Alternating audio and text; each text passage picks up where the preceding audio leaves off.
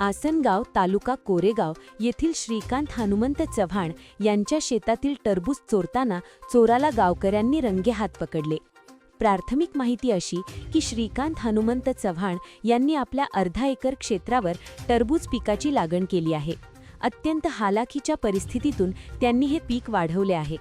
आज 3 वाजण्याच्या सुमारास एक अज्ञात व्यक्ती शिवारात टरबूज तोडताना गावातील एका व्यक्तीला दिसला। त्यांना त्यावर संशय आल्याने त्यांनी विचारणा केली असता त्याने उडवाउडवीची व अरेरावीची भाषा केली। त्यामुळे त्यांनी ही बाब श्रीकांत चव्हाण व गावातील काही नागरिकांना सांगितली। त्यानंतर या सर्वांनी शिवाराकडे धाव घेत संबंधित चोराला पकडून गावात आणले व त्याच्याकडून चोरलेले टरबूजाची बॅग घेण्यात आली।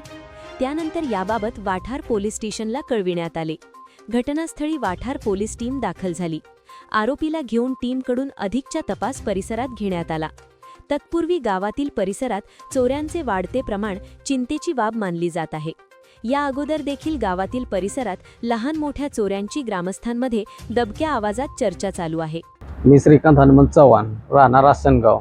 माझ्या शेतात टरबूजाची लागवड केलेली आहे अर्धा एकर लागण केलेली आहे। मी जरा ग्रामपंचायत कामासाठी गावात होतो, तर एका मित्रांनी पाहिलं की आमच्या शेतात कोणतरी टरबूज रस्त्याच्या कडेला तोडतोय। तो सांगत आला आणि नंतर आम्ही रानात गेलो, तर हा पिशवी भरून घेऊन निघाला होता आणि एक ठिकाण सुद्धा त्याच्या संग होतं। त्यानंतर आम्ही ग्रामपंचायत बशी आणून त्याला गावकऱ्यांचे स्वाधीन करून दिला आणि गावकऱ्यांनी पोलीस स्टेशनला फोन करून त्याला स्वाधीन केला। म्हणजे काय त्याने किती टरबूज तोडले? एक बॅगमध्ये कमीत कमी एक 30 किलो टरबूज आहे त्याच्या। आणि पोलिसांना बोलावलं तर पोलिसांनी त्याला ताब्यात घेतला? हां, पोलिस आले आणि त्याला परत ताब्यात घेतला।